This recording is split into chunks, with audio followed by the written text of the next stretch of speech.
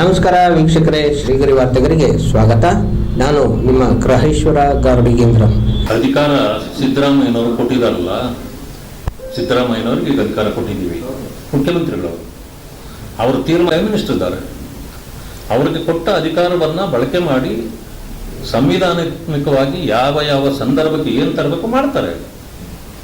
ಆದರೆ ನಮ್ಮನ್ನು ಕೇಳಬೇಕಾಗಿತ್ತು ಅಂತಂದ್ರೆ ನಿಮ್ಮನ್ನು ಕೇಳಿ ಮಾಡಂಗಿದ್ದಾರೆ. ನಾವು ಇದೇನು ಕೋಳಿ ಕೇಳಿ ಸಲಹೆ ಹರಿತಾರೆ ಯಾರಾದರೂ? ವಿಶ್ವವಾಗಿರೋದು ಏನೆಂದ್ರೆ ಸರ್, ಕೋಳಿ ಕೇಳಿ ದಾರ ಹರಿಯೋ ಪ್ರಶ್ನೆ ಅಲ್ಲ. ಒಂದ ನಿಮ್ಗೆ ಅವಕಾಶ ಇತ್ತಾ ಇಲ್ಲದೆ ಇದ್ದಾಗ ವಿರೋಧ ಪಕ್ಷಗಳನ್ನ ನೀವು ಕನ್ಸಿಡರ್ ಮಾಡಬೇಕಿತ್ತು, ಅವ್ರ ಜೊತೆ ಆಲ್ ಪಾರ್ಟಿ ಮೀಟಿಂಗ್ ಮಾಡಬೇಕಿತ್ತು, ಕನ್ವಿನ್ಸ್ ಮಾಡಬೇಕಾಗಿತ್ತು. ಎರಡೂ ಬಿಲ್ಲಿಗೆ ಸಂಬಂಧಪಟ್ಟಂಗೆ ಆಮೇಲೆ ಪ್ರಪೋಸ್ ಮಾಡಬೇಕಾಗಿತ್ತು. ಅಕ್ಸೆಪ್ಟ್ ಆಗ್ತಿತ್ತು ಬಿಡ್ತಿತ್ತು ಬೇರೆ ಪ್ರಶ್ನೆ. ಪೊಲಿಟಿಕಲಿ ನೀವು ಯೂಸ್ ಮಾಡ್ಕೊಳಕ್ಕೆ ಅಂತಲೇ ಅರ್ಜೆಂಟ್ ಮಾಡಿದ್ದು ಅನ್ನೋ ತರದೊಂದು ವಾದ ಇದೆ.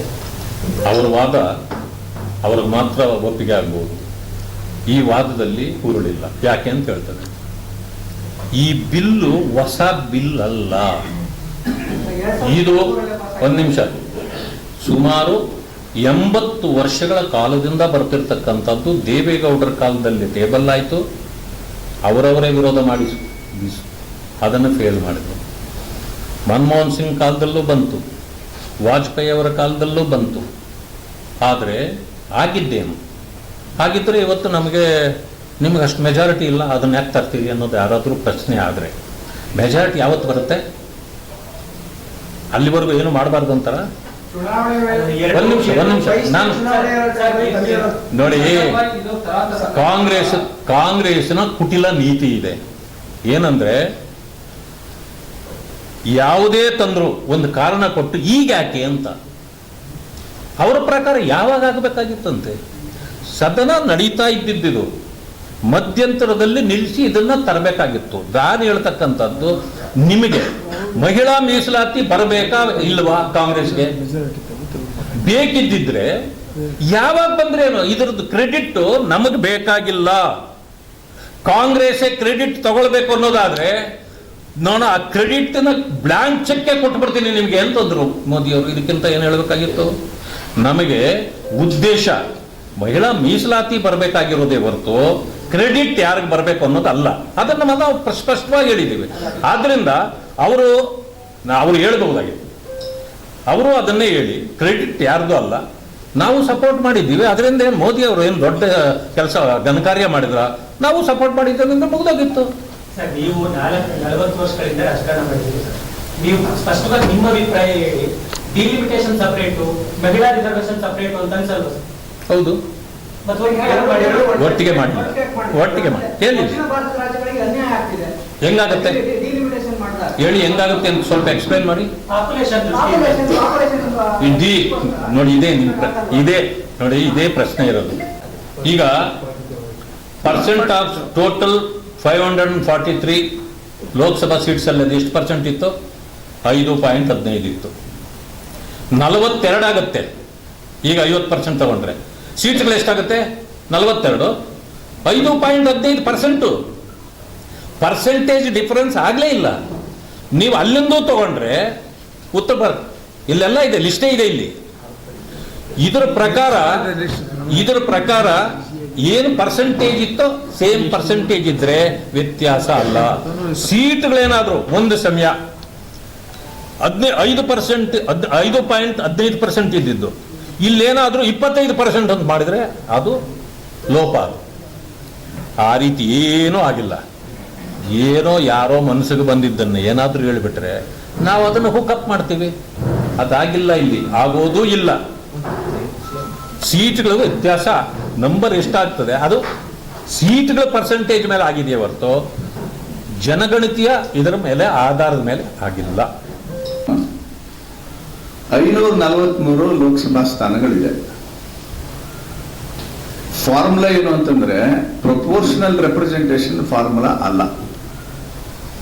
ಯಾಕೆಂದ್ರೆ ಪ್ರಪೋರ್ಷನಲ್ ರೆಪ್ರೆಸೆಂಟೇಷನ್ ಮಾಡಿದ್ರೆ ಉತ್ತರ ಭಾರತಕ್ಕೆ ಜಾಸ್ತಿ ಸಂಖ್ಯೆ ಹೋಗುತ್ತೆ ಅನ್ನುವಂತಹ ಚರ್ಚೆ ಆರೋಪಗಳು ಬಂದದ್ರಿಂದ ಫಾರ್ಮುಲಾ ತಗೊಂಡಿದ್ದೇನು ಅಂತಂದ್ರೆ 50% ಓವರ್ ಆಲ್.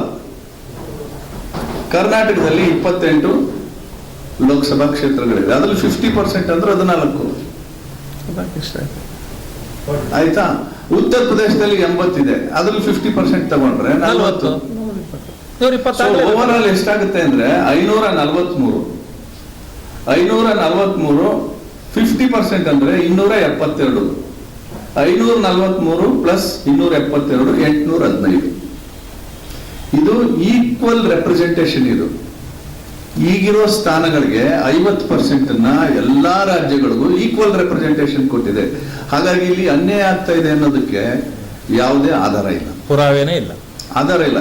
ಸ್ಟ್ರಿಕ್ಟ್ಲಿ ಸ್ಪೀಕಿಂಗ್, ಸಂವಿಧಾನದ ಪ್ರಕಾರ ಕ್ಷೇತ್ರ ಪುನರ್ವಿಂಗಡಣೆ ಹೇಗಾಗಬೇಕು ಅಂದ್ರೆ ಇನ್ ಪ್ರಪೋರ್ಷನ್ ಟು ದ ಪಾಪ್ಯುಲೇಷನ್. ಅದು ಇನ್ ಪ್ರಪೋರ್ಷನ್ ಟು ದ ಪಾಪ್ಯುಲೇಷನ್ ಆದ್ರೆ ಉತ್ತರ ಭಾರತಕ್ಕೆ ಜಾಸ್ತಿ ರೆಪ್ರೆಸೆಂಟೇಷನ್ ಸಿಗುತ್ತೆ. ದಕ್ಷಿಣ ಭಾರತ ರಾಜ್ಯಗಳು ಫ್ಯಾಮಿಲಿ ಪ್ಲಾನಿಂಗ್ ಅಡಾಪ್ಟ್ ಮಾಡ್ಕೊಂಡಿದ್ದೀವಿ, ಎಜುಕೇಶನ್, ಹೆಲ್ತ್ ಎಲ್ಲ ನೋಡ್ಕೊಂಡಿದ್ದೀವಿ. ಹಂಗಾಗಿ ಇಲ್ಲಿ ಪಾಪ್ಯುಲೇಷನ್ ಕಂಟ್ರೋಲ್ ಇದೆ, ಆ ಕಡೆ ಪಾಪ್ಯುಲೇಷನ್ ಕಂಟ್ರೋಲ್ ಇಲ್ಲ, ಅವ್ರಿಗೆ ರೆಪ್ರೆಸೆಂಟೇಷನ್ ಜಾಸ್ತಿ ಸಿಗುತ್ತೆ ಅಂತ ಹೇಳಿ ತಮಿಳ್ನಾಡವರು ಆರ್ಗ್ಯುಮೆಂಟ್. ಅದಕ್ಕೆ ನಾವು ಕೂಡ ಸೇರ್ಕೊಂಡಿದ್ದೀವಿ. ಇದನ್ನ ಅವಾಯ್ಡ್ ಮಾಡ್ಲಿಕ್ಕೆ 50% ಪ್ರಪೋರ್ಷನೇಟ್ ರೆಪ್ರೆಸೆಂಟೇಷನ್ ಮಾಡೋಣ ಅಂತ ಮಾಡಿದ್ರು. ಇಲ್ಲಿ ಏನ್ ತಪ್ಪಾಗಿದೆ? ಸೊ ಹಾಗಾಗಿ ಕಳ್ಳನ್ಗೊಂದು ಪಿಳ್ಳೆನವ ಅಂತಾರೆ ಇದು ಅಷ್ಟೇ. ಮತ್ತು ಪ್ರಪೋರ್ಷನಲ್ ರೆಪ್ರೆಸೆಂಟೇಷನ್ ಎರಡನ್ನೂ ಮಿಕ್ಸ್ ಮಾಡೋದ್ರಿಂದ ಕನ್ಫ್ಯೂಸ್ ಆಗಿದೆ ಅಂತ.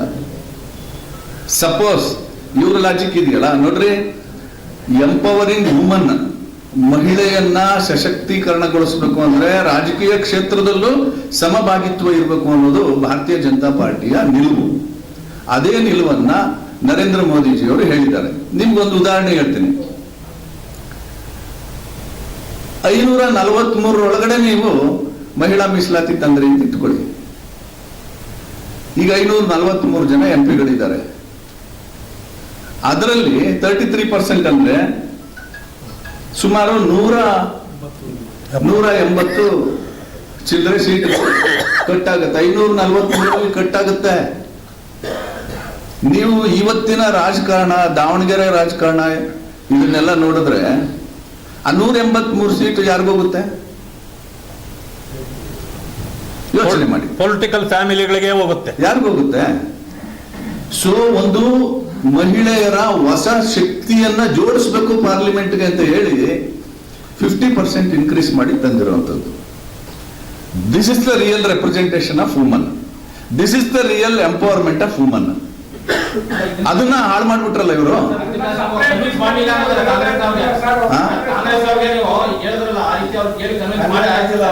ಅಲ್ಲಲ್ಲ, ಗೊತ್ತು ಸರ್, ಎಲ್ರಿಗೂ ಗೊತ್ತು. ಈಗ ಇವ್ರ ಲಾಜಿಕ್ನೇ ಒಪ್ಕೊಳ್ಳೋದಾದ್ರೆ ನಾನು BBMP ಬರ್ತೀನಿ. BBMP 198 ಸದಸ್ಯರಿದ್ದಾರೆ, ವಾರ್ಡ್ಗಳಿದೆ. ಅದಕ್ಕೆ 5 GBA ಮಾಡ್ಬೇಕಾಗಿತ್ತು. 5 GBA DK ಶಿವಕುಮಾರ್ ಅವರು ಯಾಕೆ ಮಾಡಿದ್ರು? ಯಾಕೆ ಅಂತಂದ್ರೆ ವಯಬಿಲಿಟಿ ಬರಲಿ ಅಂತ. 50,000ಕ್ಕೆ 60,000ಕ್ಕೆ ಒಬ್ಬ ಮೆಂಬರ್ ಆದ್ರೆ ಸಿಟಿಗಳಲ್ಲಿ ಮ್ಯಾನೇಜ್ ಮಾಡಕ್ಕಾಗಲ್ಲ. 20ರಿಂದ 25,000ಕ್ಕೆ ಮಾಡಿದ್ರೆ 369 ಜನ BBMP ಸದಸ್ಯರಾಗ್ತಾರೆ. ಅದನ್ನ ಈಗ GBA ಗ್ರೇಟರ್ ಬೆಂಗಳೂರು ಅಥಾರಿಟಿ ಅಂತ ಮಾಡಿ 5 ಭಾಗ ಮಾಡಿದ್ದಾರೆ. ಯಾಕೆ ಮಾಡಿದ್ದು? ಅಡ್ಮಿನಿಸ್ಟ್ರೇಟಿವ್ ವಯಬಿಲಿಟಿಗೋಸ್ಕರ ಮಾಡಿರೋದು.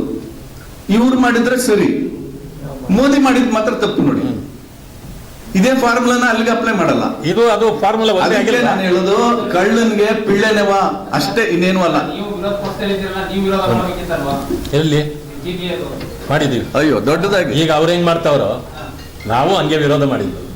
ಅವ್ರ ಹೆಂಗ್ ಇವಾಗ ನಾವು ವಿರೋಧ ಮಾಡಿದ್ರು ನಾವು ಮಾಡೋದೇ ಅಂದ್ರಲ್ಲ ಅಷ್ಟೇ. ಅದೊಂದು ಕಡೆ ಇರಲಿ. ಇನ್ನೊಂದು ಯಾವುದೋ ರಾಜ್ಯಕ್ಕೆ ಅನುಕೂಲ ಮಾಡ್ಕೊಡಕ್ಕೆ ಅಂತ ಹೇಳ್ತಾರಲ್ಲ. ನಿಮಗೆ ಗೊತ್ತಾ, 5 GBAಗಳಲ್ಲಿ 2 GBAಗಳು ನಿರಂತರವಾಗಿ ಯಾವತ್ತು ಒಂದೇ ಸಮುದಾಯದವರು ಮೇಯರ್ ಆಗ್ತಾರೆ. ಇದೆಲ್ಲ ಗೊತ್ತಾಗಲ್ವ ನಮ್ಗೆ? ಹೇಳಿ ಸರ್. ಇರ್ಲಿ, ಎಲೆಕ್ಷನ್ ಬರಲಿ, ಅದು ಇವಾಗ ಸದ್ಯಕ್ಕೆ ಬರೋ ಸ್ಥಿತಿಯಲ್ಲಿ ಇಲ್ಲ. ಆಮೇಲೆ ಹೇಳ್ತೀನಿ. ಇವತ್ತು ಕಾಂಗ್ರೆಸ್ಗೆ ದಕ್ಷಿಣ ಭಾರತಕ್ಕೆ ಅನ್ಯಾಯ ಆಗ್ತದಂತ ಅನಿಸ್ತಾ? ಈ ದೇಶ ಆಳಿದವ್ರು ಯಾರು? 25 ವರ್ಷ ಆಳಿದೆ. ದಕ್ಷಿಣ ಭಾರತಕ್ಕೆ ಅನ್ಯಾಯ ಆಗ್ಬಿಡ್ತದಂತ ಇವಾಗ ಅನಿಸ್ತಾ? ಡಿಲಿಮಿಟೇಷನ್ ಎಷ್ಟು ಸಾರಿ ಆಗಿದೆ ಈ ದೇಶದಲ್ಲಿ? ಇದು ಮೊದಲಲ್ವಲ್ಲ.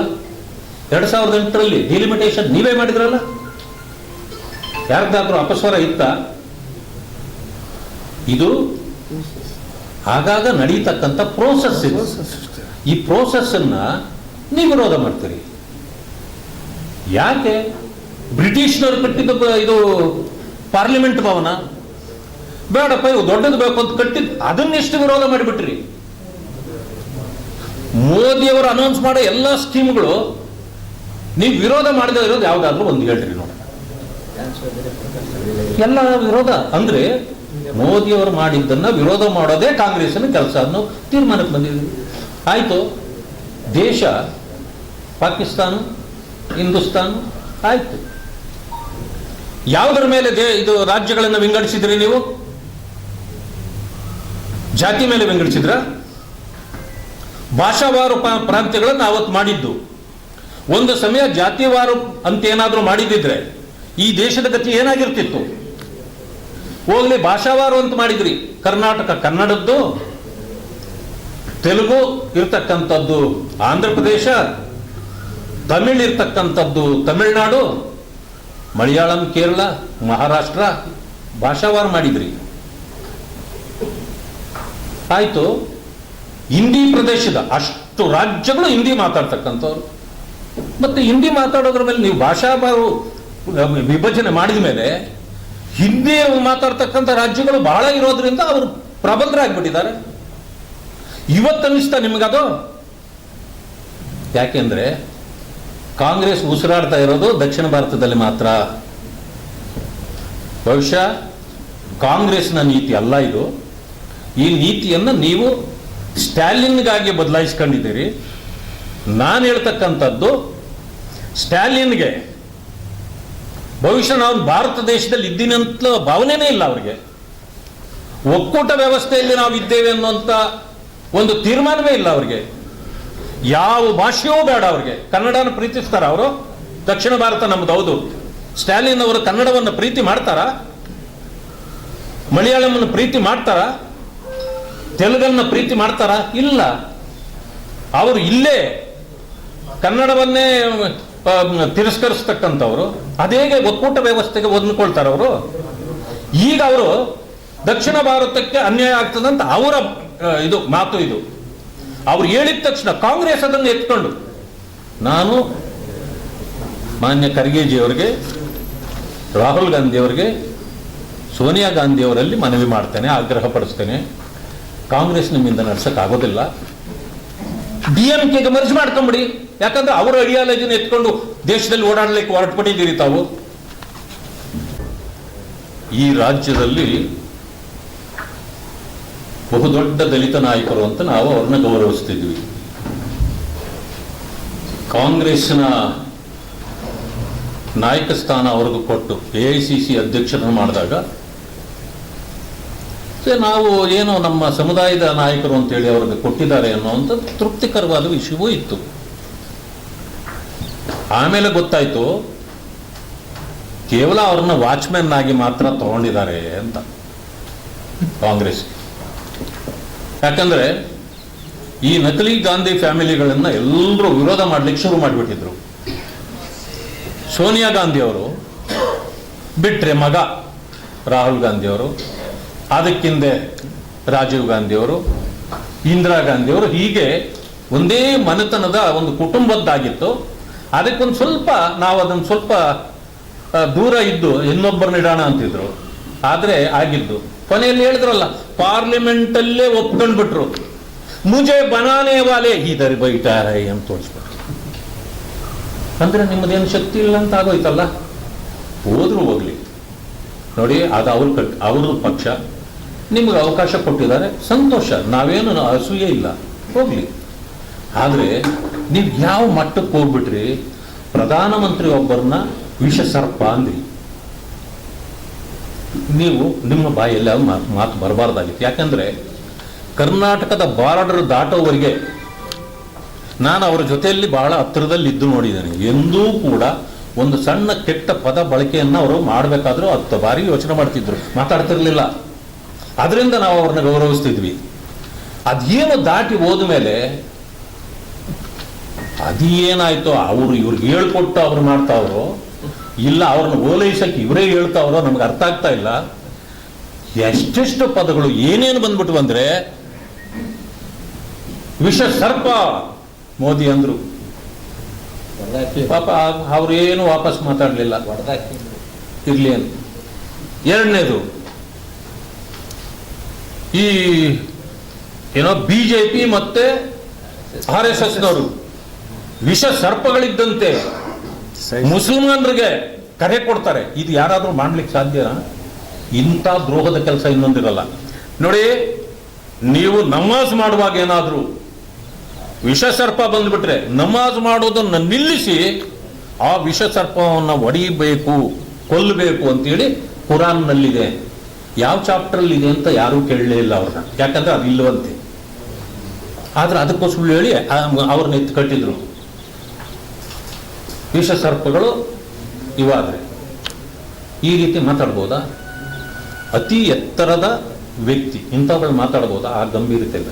ಇವತ್ತು ಅವ್ರನ್ನ ಟೆರರಿಸ್ಟ್ಗಳು ಅಂತ ಹೇಳ್ಬಿಟ್ಟಾರೆ. ಟೆರರಿಸ್ಟ್ಗೆ ನಾನು ಹೇಳ್ತೇನೆ, ಕಾಂಗ್ರೆಸ್ನ ಮನಸ್ಥಿತಿಯಲ್ಲಿ ನಡವಳಿಕೆಯಲ್ಲಿ ಏನಿರುತ್ತೋ, ಅವ್ರು ಏನು ನಡ್ಕೊಳ್ತಾರೋ ಅದನ್ನ ಬೇರೆಯವರ ಮೇಲೆ ತಲೆ ಗೂಬೆ ಕೂರಿಸೋದು, ಅವ್ರ ತಲೆ ಮೇಲೆ ಹಾಕೋದು.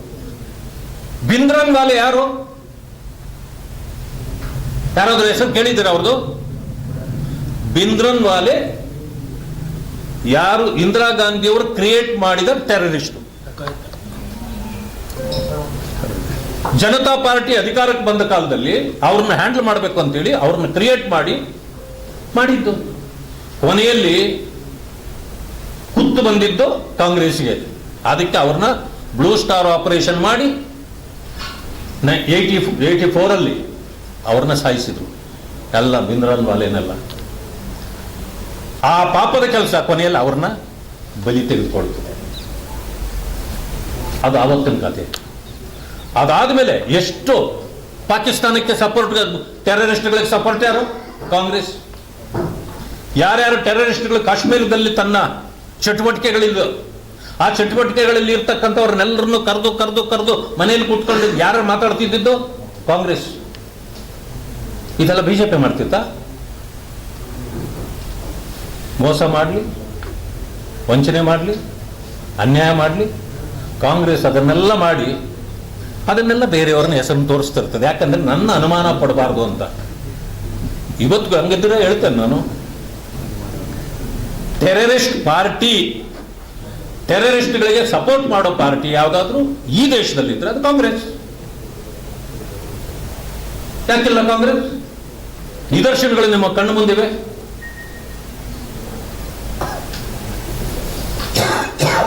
ನಾನು ಅದನ್ನ ಹೇಳಬಾರದು, ಅದನ್ನ ಹೇಳಕ್ ಬೇಡ ಅಂತಿದ್ದೆ.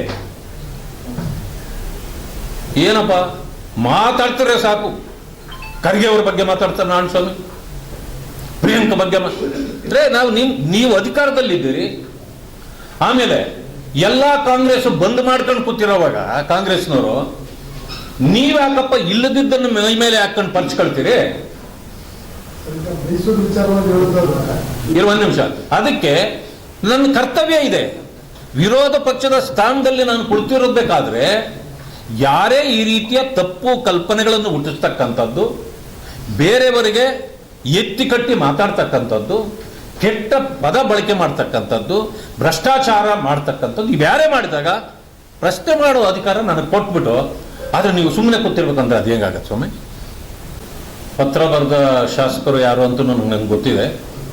ಸರ್ಕಾರನೇ ಈ ರೀತಿಯ ಉತ್ತರವನ್ನು ಕೊಟ್ಟರೆ ಇದು ಜನರ ಸಮಸ್ಯೆಗಳನ್ನಾಗಲಿ ಪರಿಹಾರ ಮಾಡಲಿಕ್ಕೆ ಯೋಗ್ಯವಲ್ಲದ ಸರ್ಕಾರ. ಅದರ ಬಗ್ಗೆ ನಾನು ಕೂಡ ಪರಿಶೀಲನೆ ಮಾಡಿ ನನ್ನ ಹೋರಾಟವನ್ನು ಮಾಡ್ತೇನೆ. ಯಾಕೆಂತಂದ್ರೆ ಇದು ನಿಶ್ಶಕ್ತ ಸರ್ಕಾರ. ಇದು ಅದರಲ್ಲೂ ನೀವು ನೋಡಿದಾರಲ್ಲ, ಯಾವುದನ್ನು ಕೇಳಿದ್ರು ಕೇಳ್ತೀನಿ ಅಂತಾರಲ್ಲ ಮಂತ್ರಿಗಳು, ಗೃಹ ಸಚಿವರು. ನಾನು ವಿಚಾರಿಸ್ಕೊಂಡು ಹೇಳ್ತೀನಿ ಅಂತಾರೆ. ನಾನು ಹೇಳ್ಬೇಕು ಅದನ್ನ. ಯಾಕೆಂದ್ರೆ ನಾನು ವಿರೋಧ ಪಕ್ಷದಲ್ಲಿ ನನಗೇನು ಗೊತ್ತಿರಲ್ಲ. ನೀವು ನನ್ನ ಗಮನಕ್ಕೆ ತಂದಿದ್ರಿಂದ ಕರೆಕ್ಟಿಂಗ್ ತಂದಿರ್ಬೋದು, ನಾನು ಕೇಳ್ತೀನಿ. ಆದರೆ ನಾನೇ ಗೃಹ ಸಚಿವನಾಗಿದ್ರೆ ಈ ಉತ್ತರ ನಾನು ಕೊಟ್ಟರೆ ನಾನು ಯೋಗ್ಯನಲ್ಲ. ಮುಖ್ಯಮಂತ್ರಿಗಳು ಇದೇ ಭಾಗದವರು. ಅವರಿದ್ರೂ ಕೂಡ ಬಿಡಿ ಪಾಪ, ಅವ್ರದ್ದು ನಾವು ಜಾಸ್ತಿ ಮಾತಾಡಬಾರ್ದು. ಔಟ್ ಗೋಯಿಂಗ್ ಚೀಫ್ ಮಿನಿಸ್ಟರ್ ಅವರು ಮನೆ ಕಟ್ಟಿ ಎಲ್ಲ ಆಗಿದೆ, ಗೃಹ ಪ್ರವೇಶ ಆಗಿರ್ಬೇಕು ನಿನ್ನೆ ಮೊನ್ನೆ. ಇಲ್ಲ, ಒಳಗೆ ಮಾಡ್ಕೊಂಡಿದ್ದಾರೆ, ಹೊರಗಡೆ ಇನ್ನೂ ಮಾಡಿಲ್ಲ. ಇರಲಿ, ಒಳಗಡೆ ಗೃಹ ಪ್ರವೇಶ ಒಳಗಡೆದಾಯ್ತು, ಹೊರಗಡೆದು ನಿಮ್ಮನ್ನು ಕರೆದು ಮಾಡ್ಬೋದು. ಅದಾದಮೇಲೆ ವಿಶ್ರಾಂತಿಗೆ ಇಲ್ಲೇ ಬರ್ತಾರೆ, ಮುಗಿದಿದೆ ಅವ್ರದ್ದು ಅವಧಿ ಮುಗಿದಿದೆ. ಅದಾದಮೇಲೆ ದಿನ ಸಿಗ್ತಾರೆ ನಿಮಗೆ, ಅದೇನಾದರೂ ಇರಲಿ. ಭವಿಷ್ಯ ಬೇರೆ ಯಾರಾದರೂ ಬಂದು ಮಾಡ್ಕೊಳ್ಳಿ ಅಂತ ಹೇಳೋ ಉದ್ದೇಶ ಇರಬೇಕು ಅವ್ರಿಗೆ. ಆದರೂ ನಾನು ಸುಮ್ಮನೆ ಇರೋದಿಲ್ಲ, ಯಾಕಂತಂದರೆ ಜನರ ಸಮಸ್ಯೆಗಳನ್ನು ಪರಿಹಾರ ಮಾಡಬೇಕಾದ್ದು ನಮ್ಮದು ಆದ್ಯ ಕರ್ತವ್ಯ ಇದೆ, ಅದಕ್ಕೆ ಮಾಡ್ತಾರೆ. Thank you sir. ಮತ್ತೆ ಮುಂದಿನ ವಾರ್ತೆಗರಿಯಲ್ಲಿ ಭೇಟಿಯಾಗೋಣ. ಶ್ರೀಗರಿ, ನಿಮ್ಮ ಮನದಾಳದ ಗರಿ. ನಮಸ್ಕಾರ.